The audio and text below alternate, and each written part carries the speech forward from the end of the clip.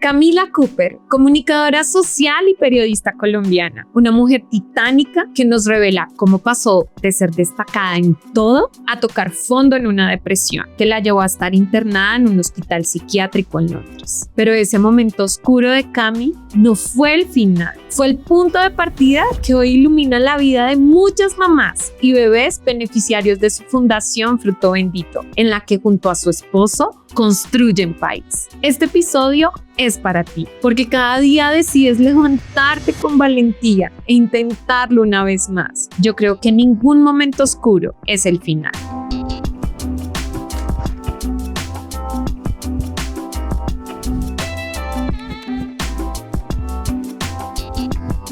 Cami, gracias por estar aquí. Estamos felices de tenerte en Yo Creo Podcast. André, yo creo que Dios me puso acá con un propósito, a ti y a todo el equipo por abrirme las puertas hoy. Bueno, Cami, cuéntanos en qué cree esa mujer que ha movilizado el mundo para poder llevar amor a los recién nacidos a través de las cunas de tu fundación, de Fundación Fruto Bendito.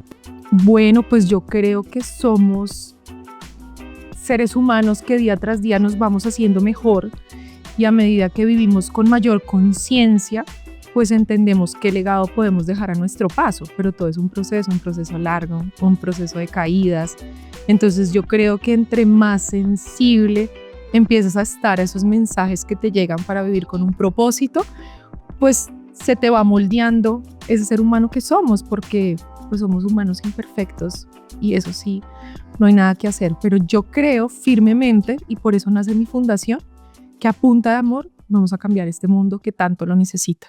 Ay, me encanta, Cami. Cami, dices, yo creo firmemente que vamos a cambiar el mundo a punta de amor. ¿En qué momento Cami Cooper empezó a creer?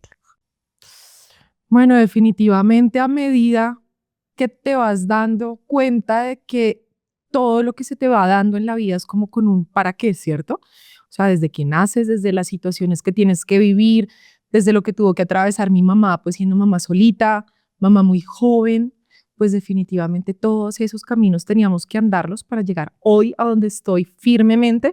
Inclusive antes de empezar nuestra grabación detrás de cámaras en nuestro camerino, ya se generaron conversaciones que ya tocan mi corazón profundamente para ser una mejor persona, para no estar como estancada en ese propósito acelerado a millón que tenía tal vez hace 3 años, ¿cierto? De tener una carrera conmigo misma, una carrera que es desgastante, una carrera que es agotadora. Yo ahorita te decía, yo creo que voy a cambiar el mundo a punta de amor y eso recientemente también ya se transformó. Es más bien vivo este día a día con toda mi energía. O sea, Dios me da un regalo que es el día que estamos hoy teniendo acá.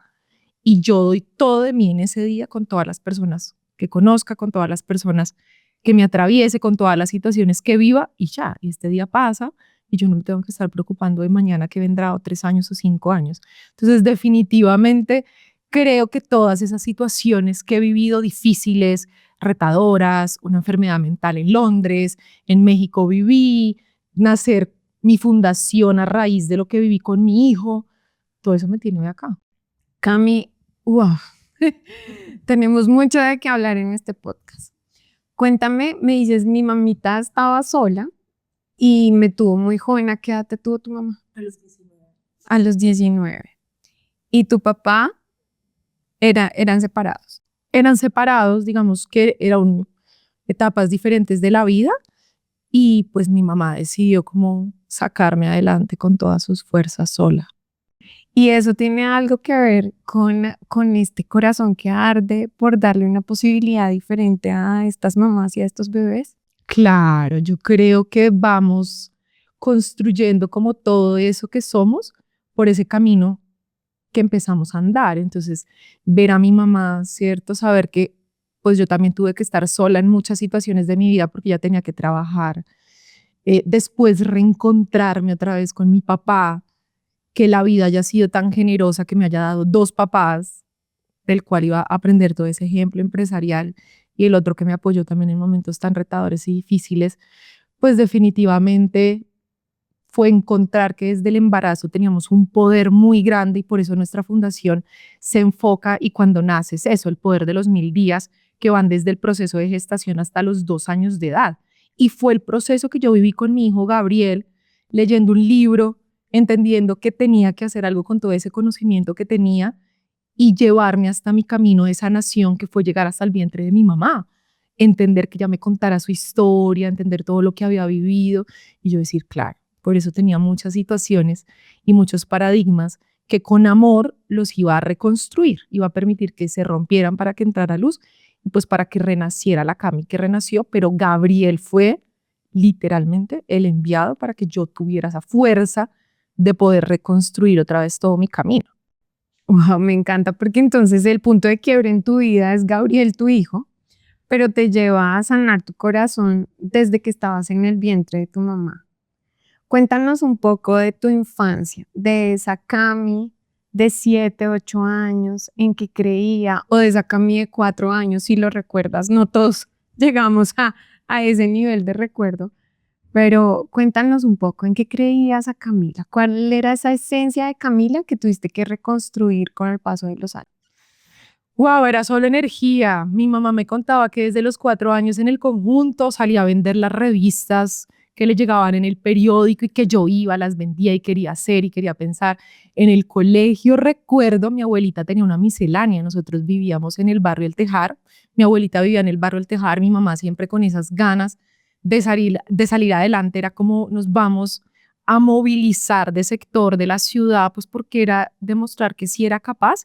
Estudié en el norte, en un colegio del norte, y cuando íbamos a visitar a mi abuelita tenía una miscelánea y yo me llevaba todo lo que vendía ella, iba y lo vendía en el colegio. Yo sentía ¿Con permiso de la abuelita? yo se lo compraba y yo sentí que yo le ayudaba con millonadas en el colegio, vendí en el colegio, después cuando entré al externado, o sea, era un mercado persa, vendí mecatos, sándwiches y empecé con una pequeña inversión que me prestó mi mamá. Y ahorita que estamos hablando de esto, mi mamá también fue mi primera inversionista ya de un monto muchísimo más grande con la fundación.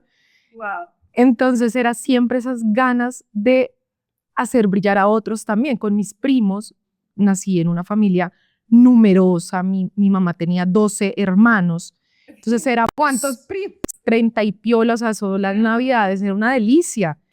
Y yo los ponía a hacer un programa para el Día de la Madre y escribía el programa y les decía, tú vas a bailar, tú vas a hacer un poema, iba a la miscelánea de mi abuelita, le compraba un detalle a cada mamá, todos bailábamos, o sea, me encantaba disfrutar la vida y era muy, muy feliz. Entonces yo recuerdo mi infancia, Cami como una niña feliz, organizando eventos, metía en el colegio en todo, bailes, deporte, era futbolista, amaba el fútbol, desde que vi los supercampeones. Ay, sí, yo los volví a ver con mi hijo. Capitán Subatsa, que yo era, ¿quién es eso? Oliver O sea, Dios Atom. mío, que eso. Sí. Gracias a él amé el fútbol, entonces empecé a jugar fútbol en el colegio, súper líder, pero pues también con esa necesidad de validación. No tuve ese ejemplo familiar que va reconstruyéndote como ser humano, sino que nos tocó obviamente con otra dinámica familiar y pues tuve que llegar a sanar un camino que pues no fue siempre Cami la niña feliz, sino que en la adolescencia, que ahora que lo entiendo con mi fundación, todas esas raíces que se sembraron porque había desconocimiento, porque nuestras mamás no tenían acceso a toda esa información que tenemos hoy en día, pues en la adolescencia ese árbol dio sus frutos y tuvo que reconstruirse porque dio frutos de rebeldía, es cierto, me fui a México, me fui a Londres, o sea, esa necesidad también de encontrar ese vacío que no se había llenado en las relaciones ya también amorosas. Claro, y nos pasa a muchas, ¿no? O sea, crecemos sin esa figura de papá, porque papá es el que finalmente valida esa identidad en mujeres y hombres. Y estar sin esa figura, sin esos brazos que te reconfortan, que te ven y te dicen, bien, los niños crecen diciendo, mírame, mira lo que aprendí a hacer, mírame. Todos crecemos esperando esa validación. Y cuando no está, pues empezamos a buscarla en hombres en la adolescencia. Y como tú dices, de niña feliz, entró a la adolescencia y empieza a explotar. Wow. ¿Qué, qué crees hoy tú que de eso que creías sobre ti misma explotó para bien en tu adolescencia o en tu juventud y que explotó para mal? Claro, la validación me llevó a ser muy buena en el colegio, la mejor graduada con distinción, becada. Eso luego fue en la universidad. Wow. Pero claro, esa súper energía del colegio, entré a estudiar Derecho al externado, 3 años de Derecho, y pues ese mismo espíritu en donde lo daba todo en lo que me metía, pues allá también lo di todo en la rumba. O sea, ¿Te fuiste de rumba? fui de rumba, conocí amigos Pasó maravillosos, igual. disfruté muchísimo el centro, pero pues perdí tercer año de Derecho, que fue como el primer fracaso al que me enfrentaba, que para mí era muy duro y muy difícil como de aceptar, ¿no? O sea, un fracaso, darme cuenta que mi mamá estaba haciendo un esfuerzo muy grande para tenerme ahí, que tal vez también la había decepcionado a ella. Entonces eso me llevó a enfrentarme a muchas situaciones, pero casi que no le viví el duelo porque mi madrina estaba acá, ella vivía en México y me dijo como vámonos a México, me ayudas con mis chiquitines, ella acababa de tener una cirugía y yo, vámonos. O sea, Te echó yo el salvavidas. me echó el salvavidas y yo he sido muy adaptable a lo que se venga. Entonces yo dije, listo, perfecto. Me quedo en México, allá empecé a conocer licenciatura de la comunicación y acá dije, o sea, el externado me enseñó a estudiar. O sea, un examen acumulativo de 1 año para obligaciones con Fernanda Inestrosa me enseñó a estudiar.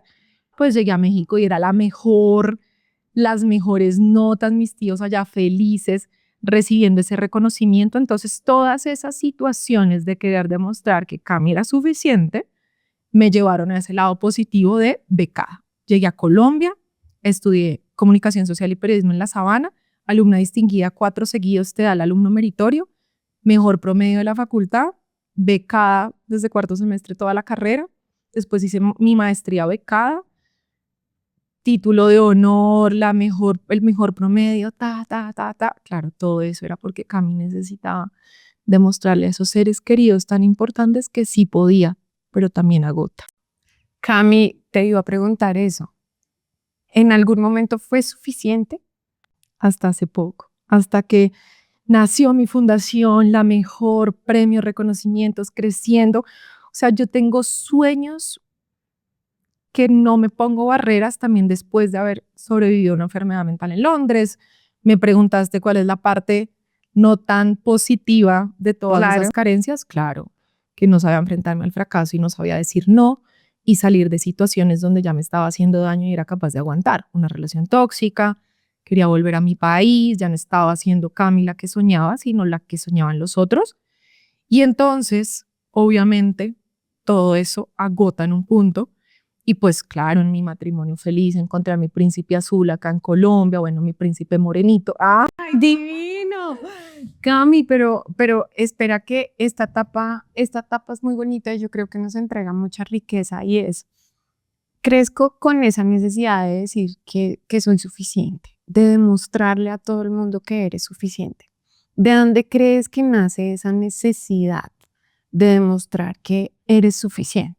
Totalmente es ese reconocimiento. Mi mamá trabajaba mucho, pues porque necesitaba sacarme adelante, entonces tal vez no pudo estar en esos momentos tan importantes que te dijeran eso, ¿no? Ese reconocimiento, esa validación. Y pues mi papá en ese momento de su vida también estaba en otro momento, tampoco estuvo. Entonces yo sola tuve que encontrar el camino de esa validación, lo que tú me decías, la importancia de esas edades de encontrar tu identidad, de que nuestros hijos, las dos que somos mamás, nos muestran todo, quieren que estemos ahí, nos buscan en la presentación, en el baile, que estén ahí sus papás. Entonces cuando no lo tenemos, porque eran épocas muy distintas, pues tuvimos que encontrar ese camino hasta que decidí que ya no iba a hacer más eso porque había entendido que nos construimos unas barreras encima de nosotros que cuando las rompemos parece un cielo infinito.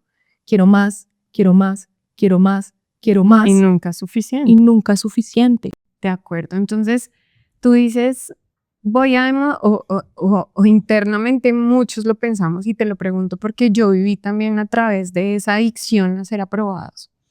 Entonces, voy a demostrar con este título que soy suficiente. Voy a demostrar con este primer lugar que merezco que me vean, que merezco ser amada.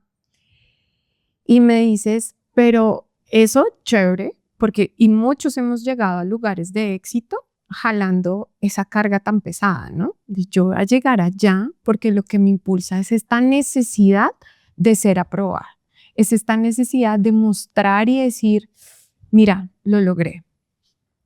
Ahora dices, y el lado oscuro de eso es que no sabía poner límites, es que no sabía decir no.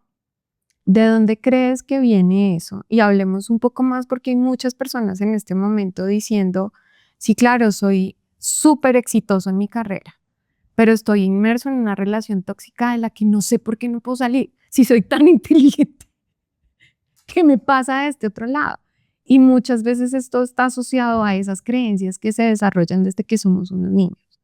Totalmente, mira que es esa capacidad que nos lo van enseñando nuestros papás con el ejemplo, con todo el conocimiento que nos pueden transferir, de decir no, de entender qué es bueno para nosotros, qué no es bueno para nosotros, y creo que no haber tenido esa inteligencia emocional, esa educación en esa inteligencia emocional, entender que tenemos diferentes etapas de la vida y que debemos vivir cada etapa de la vida como con esos requerimientos de ese momento. Obviamente no hay un manual perfecto, todavía no existe un ser humano que digamos lo hizo bien, lo hizo perfecto, pero claro, yo tenía la juventud para desarrollar todo ese conocimiento, para poder ir fortaleciendo a través de la educación mis habilidades, mis dones, mi talento.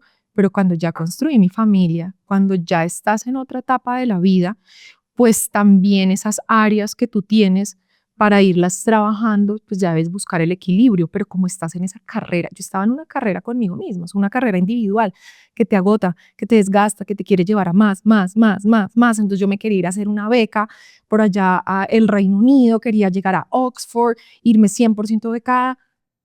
Cuando, llegas a un momento en que si no paras, pues esta máquina también necesita amor propio y necesita que seas capaz de decir un momento no más. Yo no necesito validación, yo ya tengo todo el conocimiento interno, ya estoy en un momento de mi vida que debo tomar decisiones para cuidar lo que para mí, a hoy, a Camila Cooper, es lo más preciado y el tesoro más grande para mí, mi familia. Claro. Ahí es donde debe estar toda mi energía y toda mi conciencia diaria, porque también, André, vivimos en piloto automático y vamos por esa carrera Ni hablar cuando eres mamá, ¿no? O sea, cuando eres mamá, todo lo que trae y no te das cuenta que pues también los años van pasando, la energía va tomando, se va transformando, la energía se transforma, pues tenemos que tener también esas prioridades, pero de manera consciente. Creo que es vivir con conciencia. Claro. Y te devuelves, te gradúas, eres licenciada en México.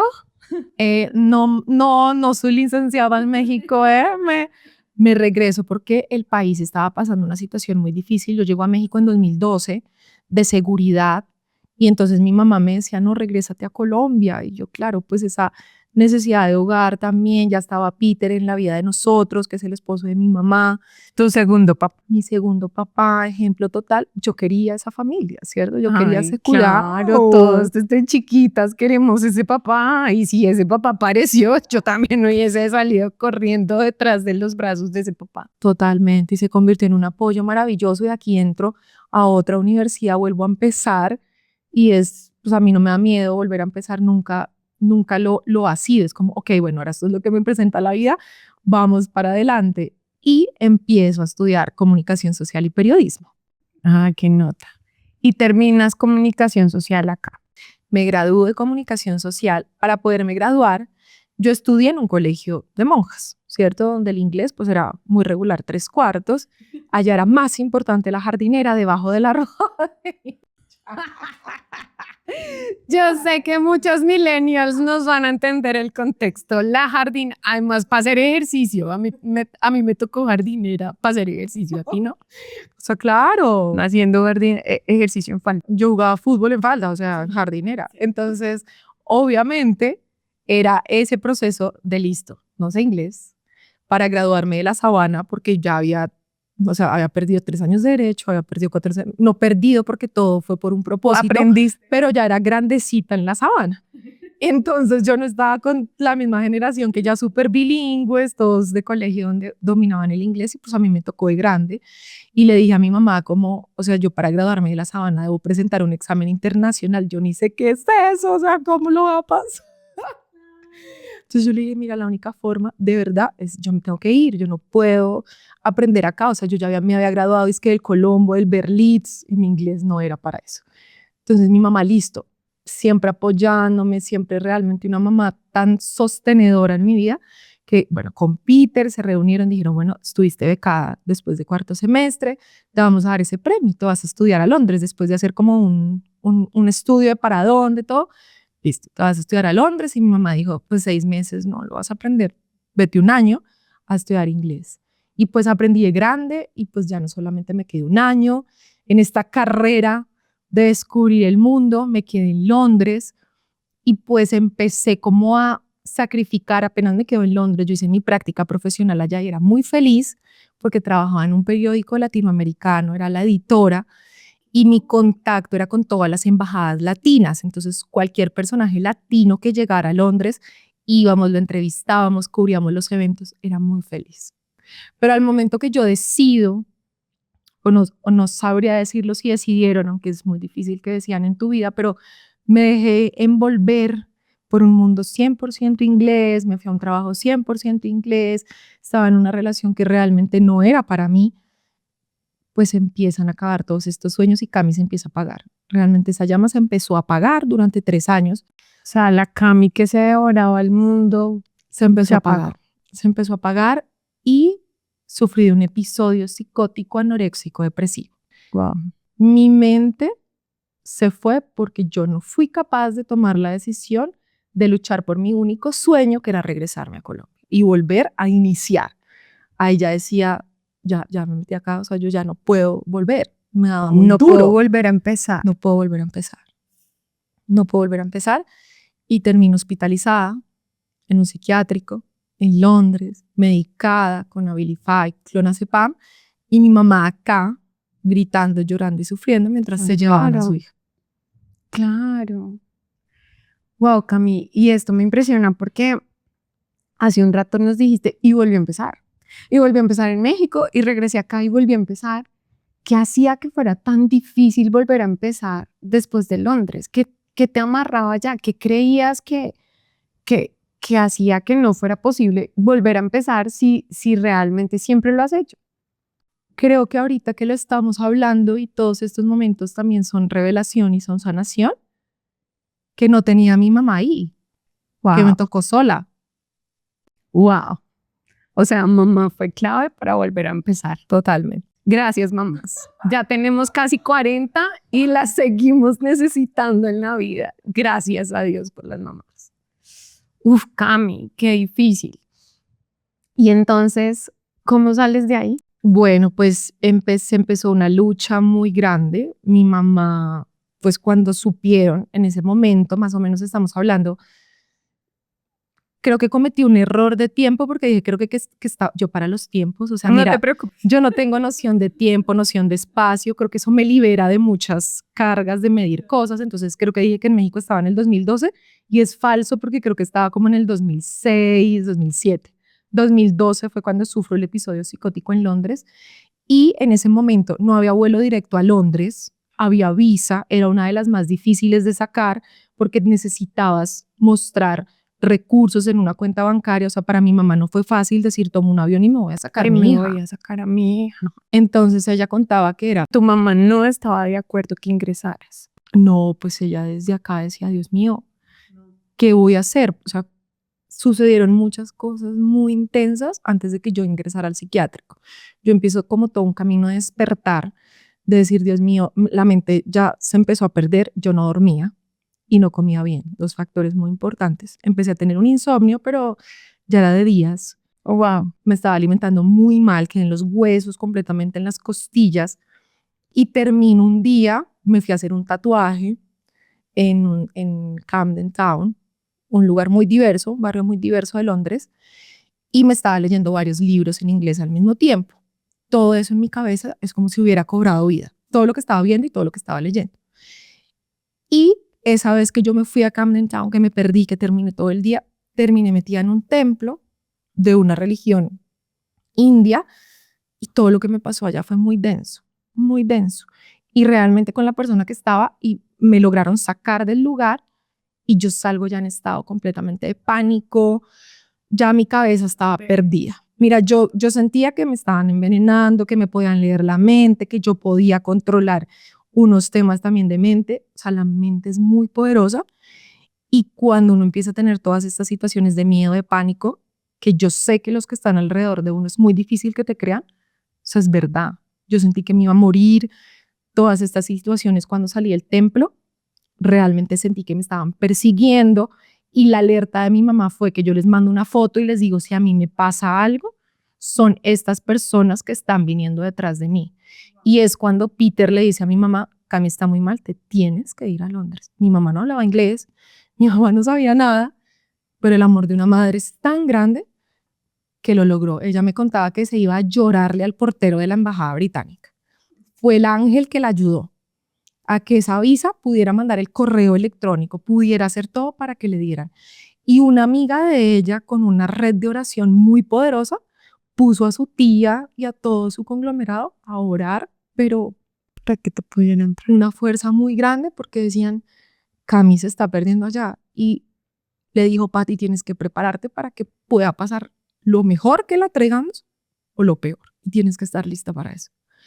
Y mi mamá, con todo ese ímpetu y con todas esas ganas de salvar a su hija, logró llegar al día 9. A mí me internan en el psiquiátrico.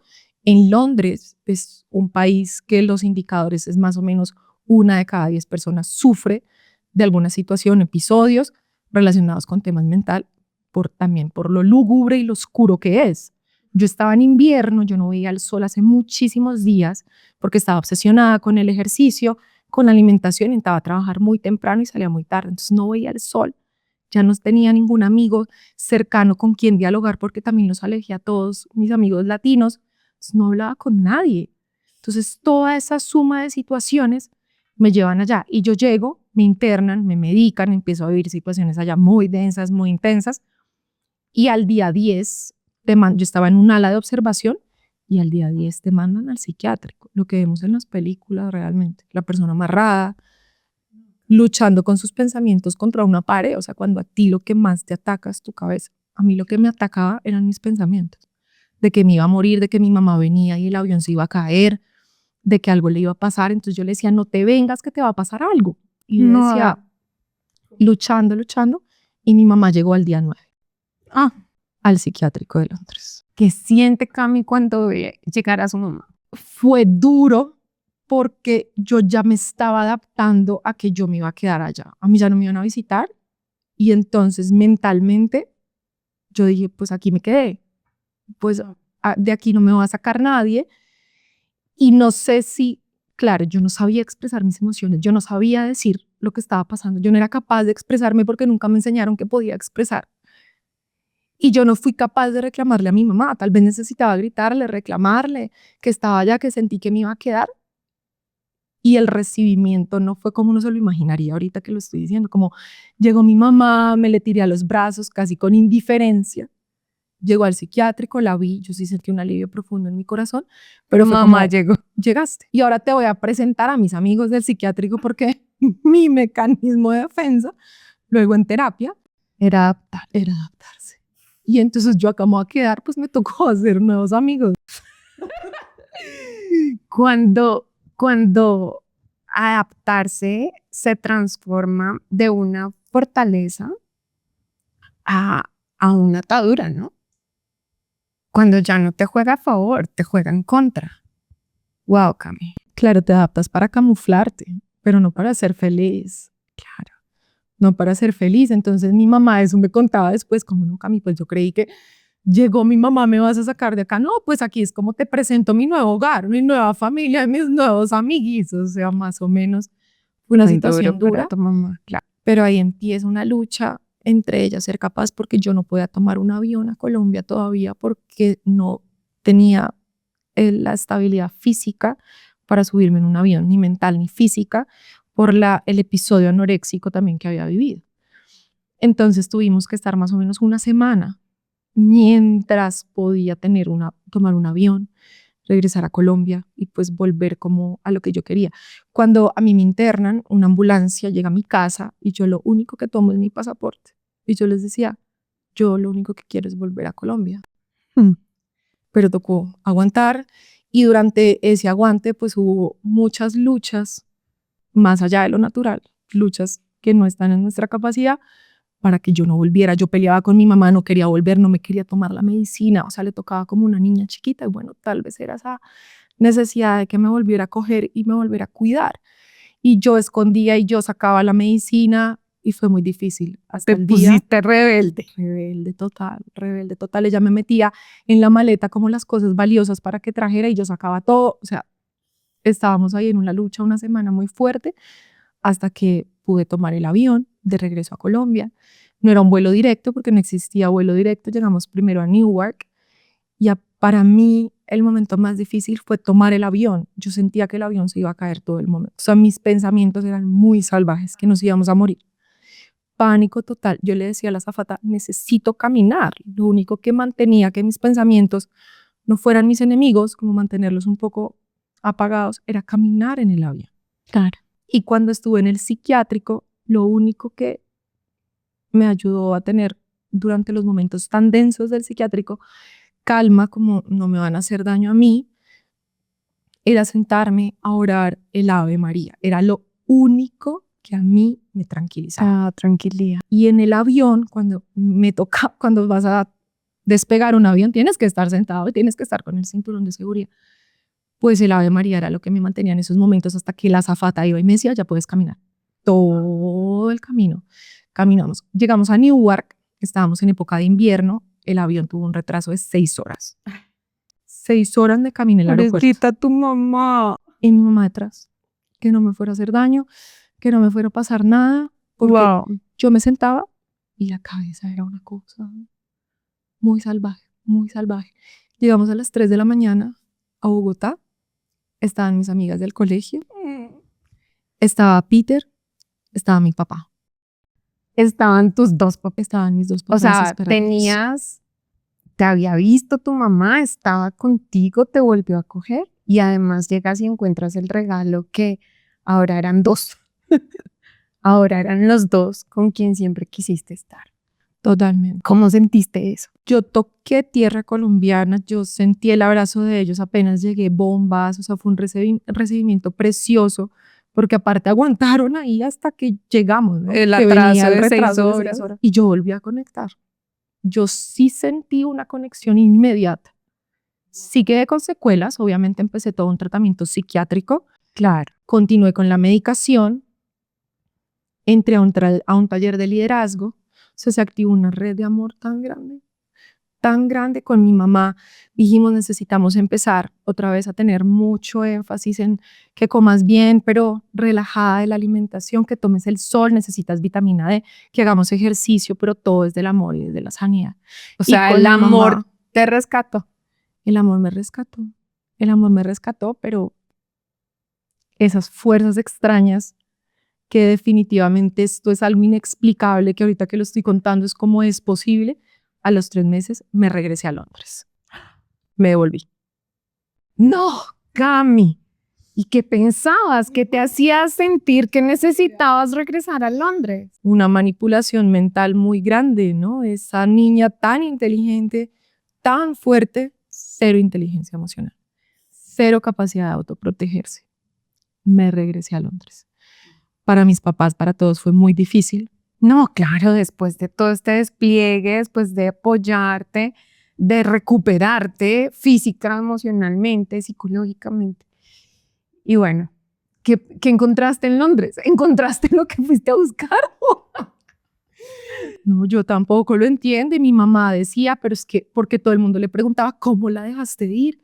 Y ella decía, es que yo no la puedo amarrar. O sea, me encantaría haberla amarrado a la cama. ¿Se imaginan el sufrimiento de esa red? Yo decir, no me aguanto acá a Colombia, me voy.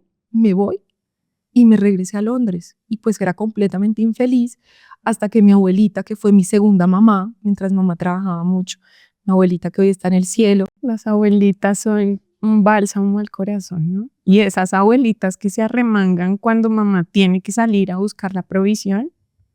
Sí, mi segunda mamá completamente, y mi abuelita tiene un accidente, y fue la forma en que yo sentí la fuerza para decir, me regreso a Colombia, voy a ver a mi abuelita. Me regresé a Colombia, se levanta Peter ese día que llegamos ya con mi mamá del aeropuerto, muy temprano, y me hizo la pregunta clave de mi vida. Cami, ¿eres feliz en Londres? Y llorando a cántaros les dije, no soy feliz, pero no era capaz de decirlo ni expresarlo. Y él me abrazó y me dijo, como el hijo pródigo, vuelves a casa y acá te quedas. Cami, ¿qué pasó durante ese tiempo en Londres? ¿Retomaste tu trabajo? ¿Retomaste la relación amorosa? ¿Qué intentabas demostrarte manteniéndote allá? Todo lo que dijiste, check, check. O sea, casi que no era para ti posible asumir un nuevo comienzo, sino decías, tengo que volver a demostrar que Cami sí podía chequear eso. ¡Wow! Increíble, increíble cómo eso que creemos desde niños, como esa necesidad de ser aprobados, de ser exitosos para el estereotipo que nos presenten, nos lleva incluso a lastimarnos, incluso a ser infelices. Completamente infeliz. O sea, realmente ese regreso aún no lo entiendo, pero todo pasó para algo, André. Todo pasó para que hoy estemos acá Cuéntame, llevando por este favor. mensaje, porque esto no solo me pasa a mí, o lo que tú viviste, eso no solo te pasa a ti. Y la cantidad con jóvenes que yo trabajo hoy en día, gracias a la fundación, son el reflejo de eso. De acá se sale y son capaces, así cueste levantarnos, así nos cueste decir no más y volver a empezar, se puede y el camino se nos vuelve a dar para que lo logremos. Mi hijo fue mi motivación y mi esposo mi inspiración para que yo esté acá. ¿Dónde conociste ese esposo? Porque no se nos puede acabar el episodio sin hablar de tu esposo, que es un hombre impresionante, ¿no? Quedamos, bueno, te regresaste, empezaste a trabajar acá en una compañía, entraste al mundo corporativo y conociste a tu esposo o lo conociste antes. Empecé a hacer un taller de liderazgo muy lindo. Mi marido era el DJ. El DJ de este taller de liderazgo, amo. Y yo, oye, es que me encantaron las canciones. A mí me ha gustado siempre mucho la música. Necesito que me pases la lista de las canciones, por favor. En mi iPod en esa época. Total. Uno se hablaba por el Messenger de Facebook. Entonces por ahí empezamos a hablar, no sé qué. Yo iba a entrar a este trabajo que me encontraron por LinkedIn, recién llegada, con todas estas barreras, el síndrome del impostor lo tenía. Mira, yo decía, yo no soy capaz de asumir ese trabajo. Me piden inglés, me piden, y haber encontrado el apoyo de Peter, de mi papá, de mi mamá y de Oscar, que mi esposo actual, que en ese momento habíamos empezado a hablar para que me dijeran, tú puedes asumir ese trabajo. Y hoy agradezco profundamente ese trabajo porque me ayudó a romper esos miedos. Esas creencias que se desarrollaron en toda esa etapa difícil. Total, el miedo existe. Y el miedo se tiene que enfrentar para que rompas esas barreras que el miedo te genera y mires y diga, sí pude, pero a mí me abrazaron, me acogieron para poder hacerlo. Y empecé a trabajar y cada día era como esa motivación de listo, sí puedo, y empecé a ascender dentro de la organización y fue muy lindo. Conocí a Oscar, los dos empezamos como a construir esta relación, a sanarnos los dos, a inspirarnos los dos. Los dos habíamos hecho el taller, entonces también empezar a tener esa capacidad de ser mejores personas desde lo que hacíamos, pues fue maravilloso y empezar a construir nuestra vida. Cuando ya llega mi hijo, llega Gabriel y se convirtió en una fuerza, en una llama, en algo inexplicable. Para los que piensan que los hijos son un obstáculo para construir sus sueños, tenemos que decirles que es un combustible que te hace imparable, ¿no?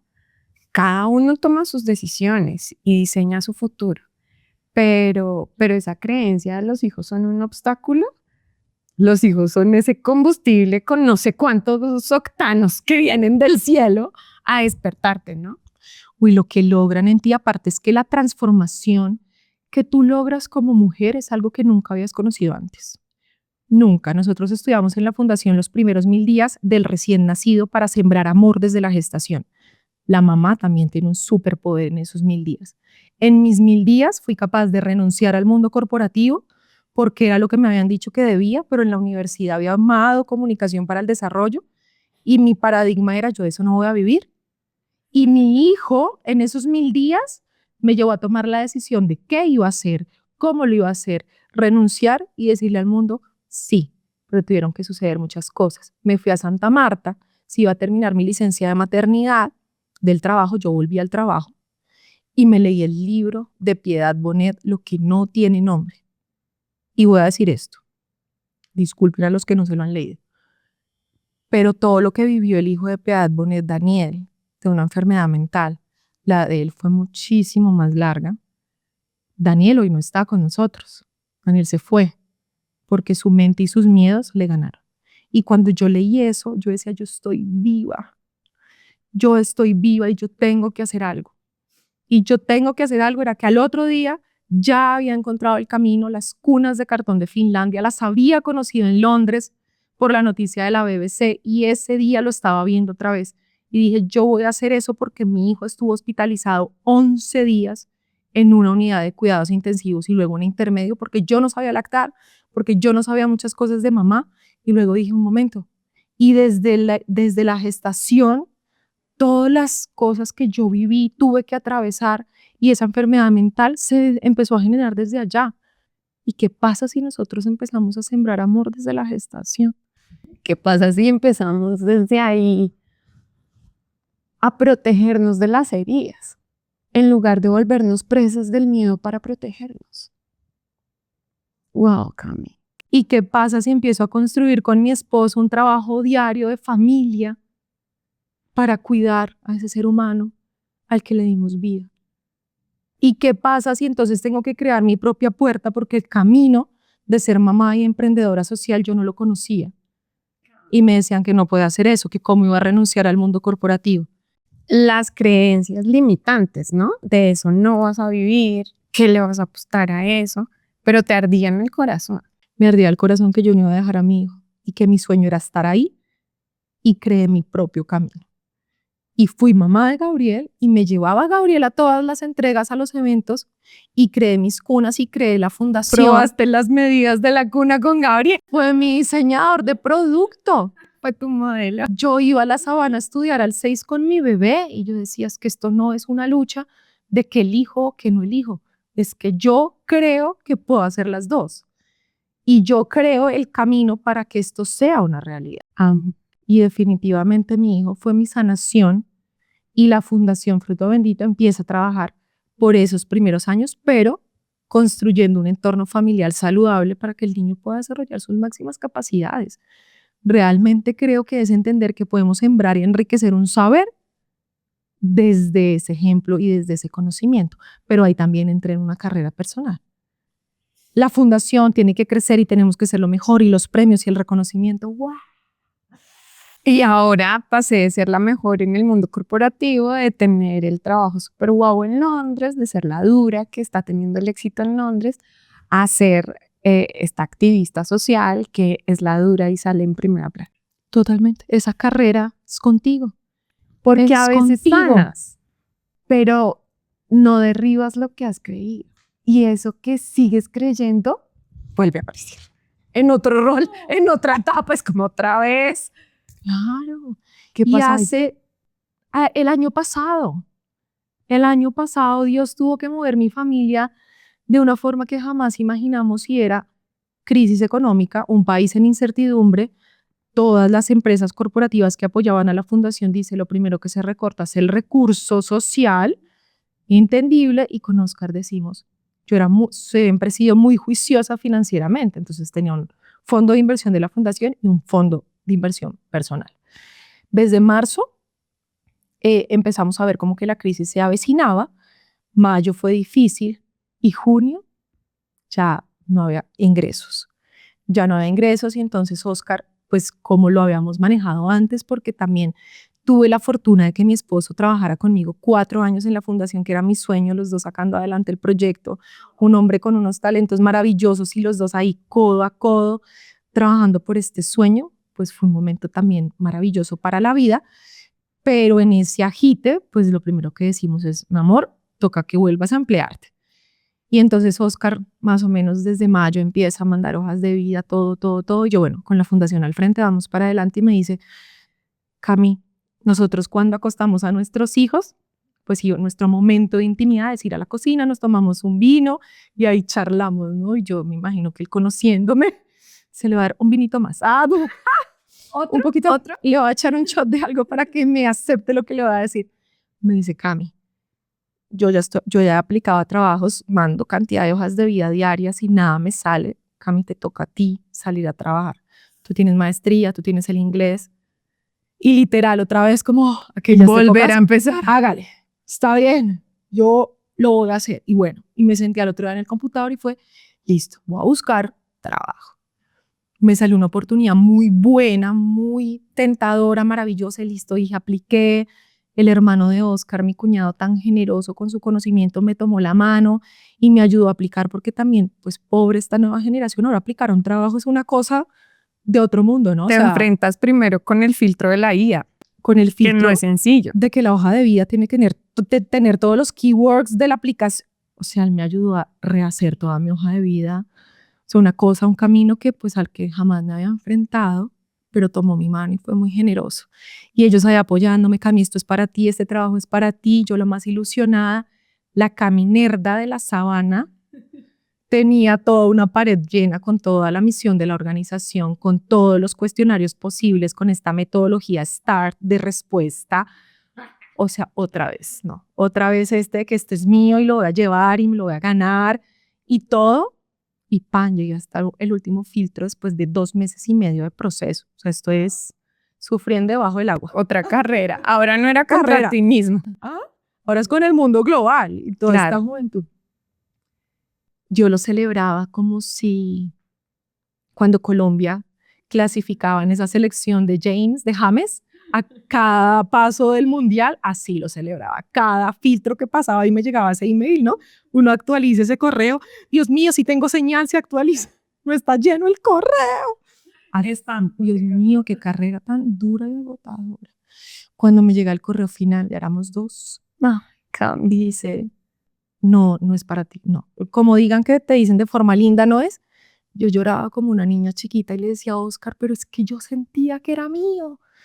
Cuando no son tus decisiones, no está en tus manos.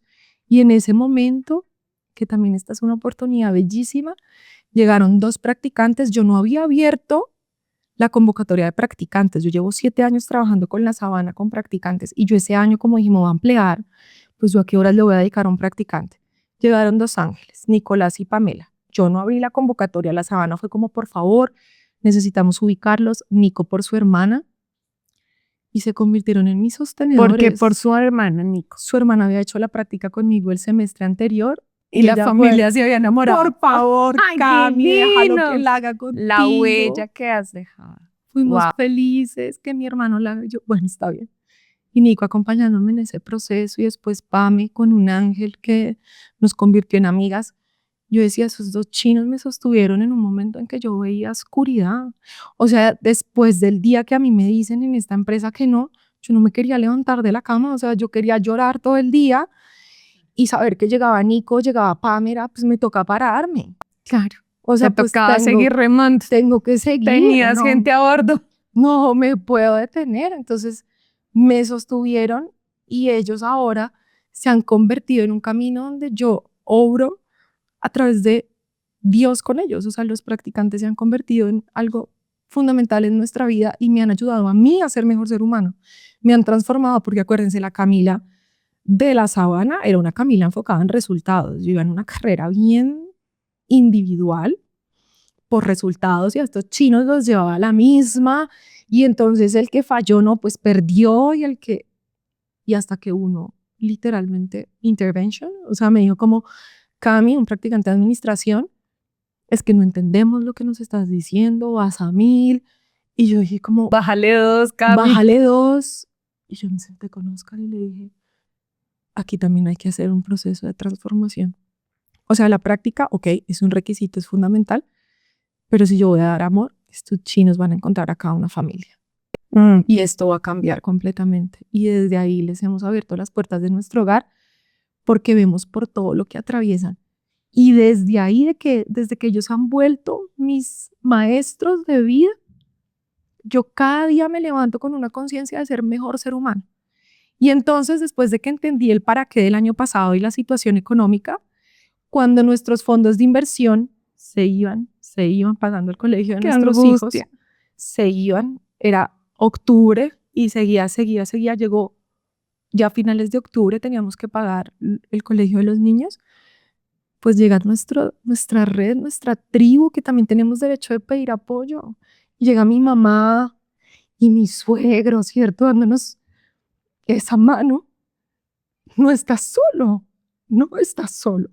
Y entonces, hoy en día, vemos esas situaciones y decimos, todo eso fue para que esa carrera que llevábamos individual se transformara.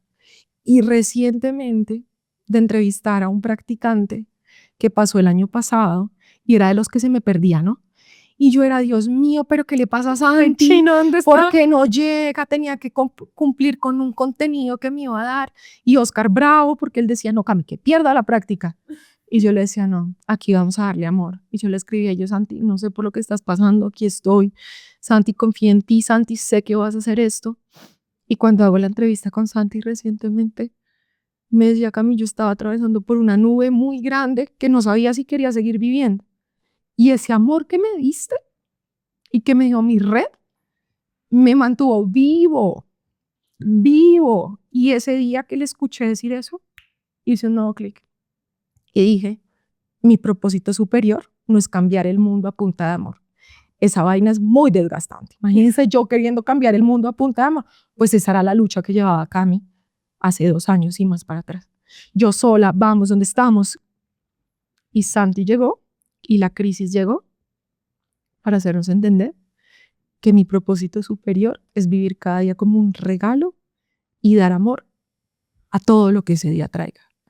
Vivo un día a la vez y vivo más tranquila. Y desde que vives un día a la vez, también los resultados se han dado, porque te hemos visto que esa red ha crecido, que la fundación otra vez crece, que llegas a más y más mujeres y más bebés.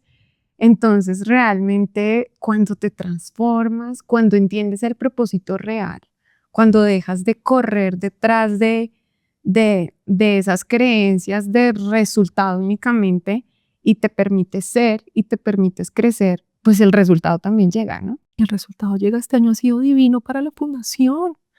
Divino, llegó lleno de bendiciones, de prosperidad, de sueños maravillosos. O sea, los practicantes del semestre pasado me hicieron trabajar. Escribimos un libro que vamos ahí a buscar los caminos para que salga.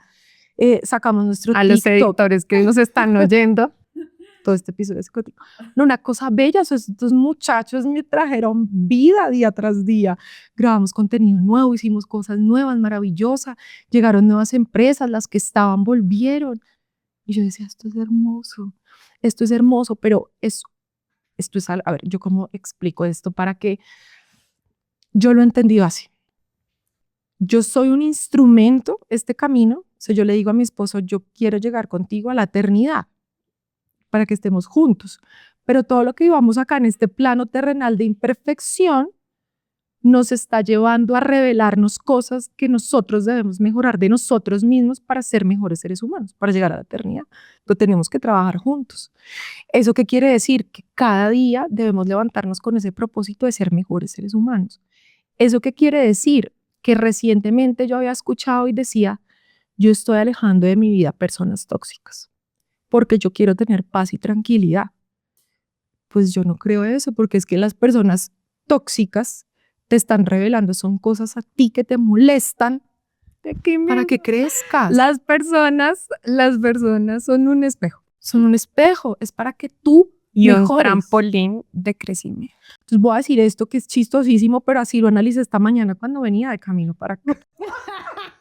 Cuéntanos. Y yo decía, imagínese que Jesús hubiera dicho, no, es que esta señora impura, esto es una vieja tóxica para mi vida, yo no la voy a ayudar. O sea, a ver. No, yo que voy a morir por todos estos tóxicos. Pero el amor nos salvó, Cami. Nos salvó. Así como te salvó a ti. El amor me salvó. El amor ahora es un instrumento de hacer las cosas mejor. De donde tú hagas a todas las personas que estén alrededor tuyo crezcan y se lleven un poquito de ese granito de amor. Porque si yo iba en esa carrera, estoy segura que lastimé a muchos que estaban alrededor. Al que le dije que no tenía tiempo para un café, al que le dije que no estaba disponible, al que le dije que estaba muy ocupada, al chino que maltraté porque no me trajo un resultado, a mi esposo que grité porque estaba ofuscado, porque estaba viajando un montón y no tenía tiempo para él. Cuando ya no se trata de tu camino, sino se trata de nuestro camino. Y en nuestro camino es de todos, pues esto tiene que cambiar. Y sí se puede, Andrés, sí se puede. O sea, la buena noticia es que cuántas veces tuve que empezar otra vez de cero y tal vez otra vez estoy empezando de cero. No, pero de cero nunca empezamos. Porque el aprendizaje, el fracaso es lo que más nos enseña. Ay, nos enseñan mucho. Y ese camino que transitas es el que no te hace volver a cero. Esa tal vez es una de las creencias que más nos hunde en el hueco, ¿no? Que crees que cada comienzo es volver a cero. No, cada comienzo es ahí donde estás. Otra vez, es un nuevo proyecto, es emprender de nuevo, pero tienes un camino que nadie te lo quita, así haya estado lleno de tropiezos, de lágrimas, de fracasos. Al contrario, ahí es donde más has aprendido. Cami, tenemos que irnos, pero no me quiero ir sin que le mandes un mensaje a tu mamá. Ay, mamita bella. Y ahora que soy mamá, Dios mío, es que no existe un manual. André, no existe un manual y cometemos errores día tras día.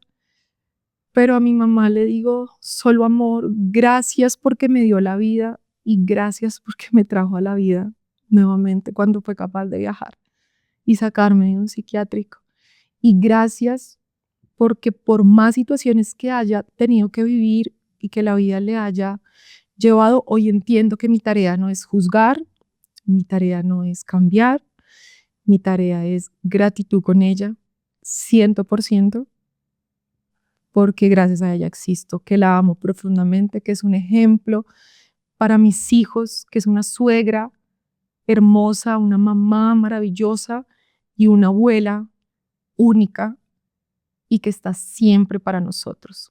Que me perdone si alguna vez he sido dura, porque también mi corazón cada vez se va ablandando más y va entendiendo que estamos aquí es para dar amor y que la amo profundamente. Cami, y ahora un mensaje para esas mamás que tienen un bebé en su barriga que no saben ni en qué cuna lo van a poner cuando nazcan y que no saben qué van a hacer, pero que en su corazón sienten que van a dar todo por ese bebé.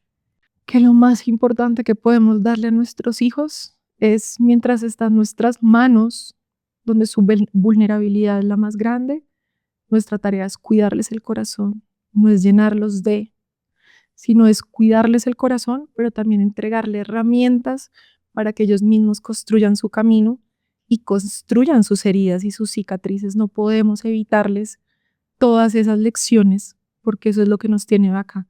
Pero nuestra tarea sí es cuidarles el corazón mientras esté en nuestras manos. Y definitivamente yo lo he estudiado, estoy haciendo tengo un proyecto de investigación de maestría y lo estamos estudiando. El camino sí es el amor. Contra el amor nadie pelea. Contra el amor no hay desigualdades. Contra el amor no hay paradigmas. El amor es uno y es entregarme completamente al otro. Y eso es lo que necesita un hijo, eso es lo que necesita un bebé de su red de apoyo. Amor ilimitado. Para que luego salgan a amar al mundo. Y así esparcimos el amor.